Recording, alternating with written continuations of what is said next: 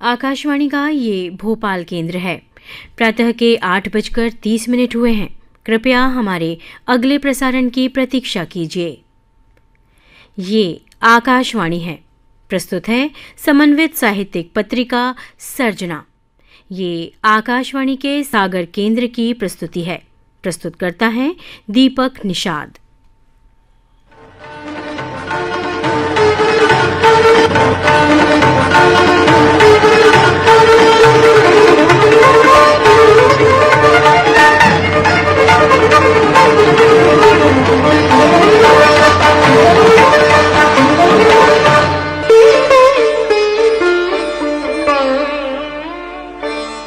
साहित्यिक पत्रिका सर्जना के इस अंक में आप सभी का बहुत बहुत स्वागत है।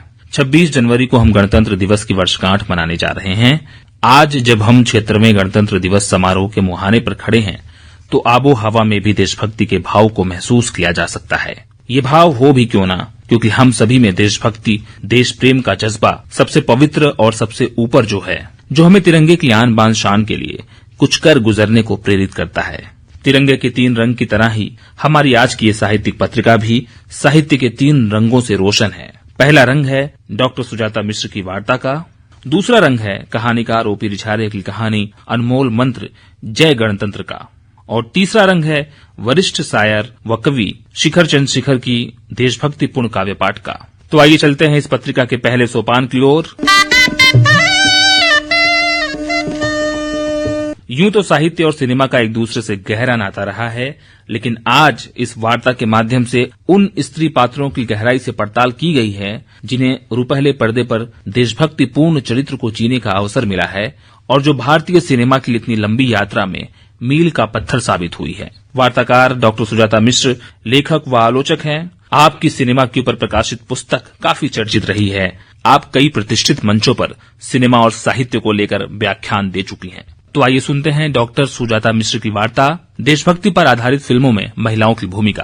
आमतौर पर यह माना जाता है कि सिनेमा एक मनोरंजन का माध्यम है, किंतु वर्तमान दौर में सिनेमा को केवल मनोरंजन के साधन के रूप में देखना सिनेमा की वास्तविक पहुंच और प्रभाव क्षमता को सीमित कर देने जैसा होगा। भारतीय दर्शक सिनेमाई चरित्रों के साथ भावनात्मक रूप से जुड़ जाते हैं, खासकर यदि फिल्म का विषय देश के इतिहास, देश के प्रति सम्मान और सुरक्षा भाव से संबंधित हो, तो भारतीय दर्शक भी उसी सम्मान और गौरव के भाव से सिनेमा देखते हैं। आज हम ऐसी ही कुछ चुनिंदा फिल्मों के स्त्री पात्रों पर बात करेंगे, जिन पर प्रत्येक भारतीय गर्व महसूस करता है। इस क्रम में हमारी पहली फिल्म है आनंद मठ। यह फिल्म मूलतः बंकिम चंद्र चटर्जी के कालजयी उपन्यास आनंद मठ पर आधारित है, जो 1882 में प्रकाशित हुआ था। आनंद मठ की संतान सेना के सभी देशभक्त पुरुष सन्यासी हैं, जो गृह त्यागी हैं, ब्रह्मचारी हैं और स्वयं को भारत माँ की संतान के रूप में देखते हैं। किंतु इस फिल्म में एक रोचक मोड़ आता है जब इस संतान सेना में एक स्त्री शांति भी पुरुष का वेश धारण कर शामिल हो जाती है, नवीनानंद के रूप में। शांति जीवानंद की पत्नी है, जिनका विवाह अभी हुआ ही था कि गुरु के आदेश को मान जीवानंद गृहस्थ जीवन त्याग संतान सेना में शामिल हो गया। पति के चले जाने के कुछ दिनों बाद शांति निर्णय लेती है कि इस तरह पति के इंतजार में रो रो कर जान देने से बेहतर है कि वो भी देश के लिए बलिदान दे। वो जानती है कि संतान सेना में केवल पुरुष शामिल हो सकते हैं, इसीलिए वो पुरुषों की तरह वेश धारण कर नवीनानंद बनकर सेना में शामिल होती है। किंतु जल्द ही उसकी असलियत गुरुदेव सत्यानंद के सामने उजागर हो जाती है। पहले तो स्वामी सत्यानंद मठ के नियम खंडित करने के लिए शांति पर अत्यधिक क्रोधित होते हैं, किंतु शांति गुरुदेव को आश्वासन देती है कि वो कभी जीवानंद को भटकने नहीं देगी। शांति शस्त्र शिक्षा ग्रहण कर संतान सेना में बतौर योद्धा शामिल होती है और अपने पति जीवानंद से भी कह देती है कि अब हम दोनों के लिए निजी इच्छाओं से अधिक महत्वपूर्ण देश की रक्षा है। ब्रिटिश सेना से युद्ध करते हुए जीवानंद शहीद हो जाता है, किंतु शांति और गुरुदेव सत्यानंद के आह्वान पर देश के कोने कोने से युवा स्त्री पुरुष अब संतान सेना में शामिल होने लगते हैं, क्योंकि वो जान जाते हैं कि आजादी का यह संघर्ष लंबा चलने वाला है। शांति उर्फ नवीनानंद का प्रभावशाली अभिनय किया है उस दौर की मशहूर अभिनेत्री गीता दत्त ने। इस फिल्म में बंकिम चंद्र चटर्जी द्वारा लिखित हमारा राष्ट्रीय गीत वंदे मातरम भी शामिल है। फिल्म आनंद मठ हिंदी सिनेमा की शुरुआती दौर की फिल्म होते हुए भी एक मजबूत महिला चरित्र हमारे सामने लाती है और यह बताती है कि आजादी के आंदोलन में महिलाएं भी पीछे नहीं थी। गांधी 1982। देशभक्ति पर बनी फिल्मों के क्रम में हमारी दूसरी अभिनेत्री हैं रोहिणी हट्टंगडी, जिन्होंने रिचर्ड एटनबरो द्वारा निर्देशित फिल्म गांधी में महात्मा गांधी जी की पत्नी कस्तूरबा गांधी का ऐसा जीवंत अभिनय किया जिसे भारत ही नहीं विश्व स्तर तक में सराहना मिली थी। इस फिल्म के वक्त रोहिणी हट्टंगडी जी की आयु महज 27 वर्ष की थी। फिर भी कस्तूरबा गांधी जी का जो किरदार उन्होंने पर्दे पर जिया है, उसके लिए उन्हें उस समय अंतर्राष्ट्रीय बाफ्ता अवार्ड दिया गया। इसके बाद एक लंबे समय तक 90 के दौर में देशभक्ति पर आधारित अनेक हिंदी फिल्में आई, जैसे बॉर्डर, LOC करगिल, लगान, गदर एक प्रेम कथा आदि।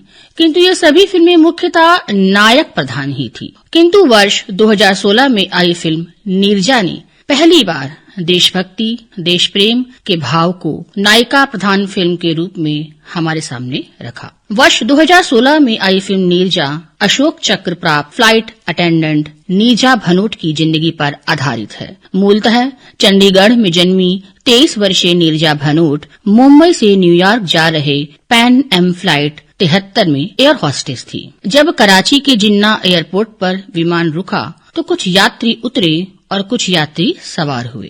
पायलट ने टेक ऑफ की तैयारी शुरू ही की थी कि इसी बीच धड़धड़ाते हुए 4 आतंकी विमान में दाखिल हो गए। यह सब इतनी जल्दी हो गया कि कोई कुछ समझ ही नहीं पाया। विमान अपहरित हो चुका था। आतंकियों के विमान में दाखिल होते ही विमान के पायलट और को पायलट भाग गए। अब सीनियर क्रू मेंबर के रूप में नीरजा भनोट ही विमान में थी। विमान अपहरण के करीब 17 घंटे बाद आतंकियों ने जब विमान यात्रियों को मारना शुरू किया, तब नीरजा भनोट ने अदम्य साहस का परिचय देते हुए विमान का आपातकालीन द्वार खोल दिया। नीरजा भी जान बचाकर भाग सकती थी, किंतु उन्होंने ऐसा नहीं किया, बल्कि वो आतंकवादियों से भिड़ते हुए लोगों की जान बचाने लगी।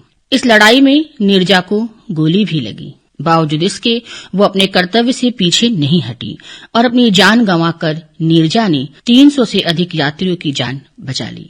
फिल्म में अभिनेत्री सोनम कपूर ने नीरजा भनोट का किरदार बखूबी निभाया है। इस फिल्म के लिए सोनम कपूर को राष्ट्रीय पुरस्कार भी दिया गया था। फिल्म नीरजा आपको बताती है कि देश की सुरक्षा के लिए, अपने कर्तव्य को निभाने के लिए भारतीय स्त्री अपने प्राणों का बलिदान भी दे सकती है। राजी 2018। मेघना गुलजार द्वारा निर्देशित फिल्म राजी मूलतः 1971 में हुए भारत पाकिस्तान युद्ध की पृष्ठभूमि पर आधारित है। यह कहानी है सहमत नाम की एक बहादुर भारतीय युवती की, जो अपने पिता के कहने पर पाकिस्तान के एक सैन्य अधिकारी के बेटे से विवाह कर उस परिवार की बहू बन जाती है और फिर बहू की भूमिका निभाते हुए अपने देश के लिए जासूसी का काम भी करती है। अपनी जान को जोखिम में डाल अपने देश की सुरक्षा के लिए जरूरी जानकारी जुटाती है। सहमत का पति भी पाकिस्तानी आर्मी में ऑफिसर है। ऐसे में सहमत जिस प्रकार सबसे छुप छिपाकर जासूसी करती है, वह दर्शकों में रोमांच जगा देता है। और अंततः वह दिन भी आता है जब सहमत का परिवार सहमत की वास्तविकता जान जाता है। सहमत के पति को धक्का लगता है कि क्या कभी सहमत उसकी पति ईमानदार भी थी, किंतु सहमत अपने पति, ससुराल या वैवाहिक रिश्ते से ज्यादा महत्वपूर्ण अपने देश की सुरक्षा को मानती है। सहमत का किरदार निभाया है आज के समय की एक मजबूत अभिनेत्री आलिया भट्ट ने। Manikarnika the queen of Jhansi 2019। 1857 के प्रथम स्वतंत्रता संग्राम की अग्रणी योद्धा झांसी की रानी लक्ष्मीबाई की जीवनी पर आधारित इस फिल्म में अभिनेत्री कंगना रनौत ने झांसी की रानी की एक दमदार भूमिका निभाई है। फिल्म लक्ष्मीबाई के बचपन से लेकर विवाह और फिर झांसी की रानी बनने से लेकर ब्रिटिश हुकूमत के प्रति उनके विद्रोह को बखूबी दर्शाती है। इसी विद्रोह और ब्रिटिश हुकूमत के विरुद्ध युद्ध के कारण झांसी की रानी मणिकर्णिका शहीद हुई थी। फिल्म झांसी की रानी की शहादत को अत्यंत सजीवता और भावुकता के साथ प्रस्तुत करती है। Gunjan Saxena, the Kargil girl, 2020। भारतीय वायुसेना की अधिकारी फ्लाइट लेफ्टिनेंट गुंजन सक्सेना, जो कि 1994 में भारतीय वायुसेना में पहली बार निर्मित महिला टुकड़ी की सदस्य बनी थी। इससे पूर्व वायुसेना में स्त्रियां शामिल नहीं होती थी। वर्ष 1999 में जब भारत और पाकिस्तान के बीच करगिल का युद्ध हुआ, तब गुंजन सक्सेना को एक अन्य महिला पायलट विद्या राजन के साथ सेना के चीता हेलीकॉप्टर को उड़ाकर युद्ध क्षेत्र में घायल सैनिकों को बचाने, राहत सामग्री पहुंचाने की जिम्मेदारी दी गई, जिसे गुंजन ने बखूबी निभाया।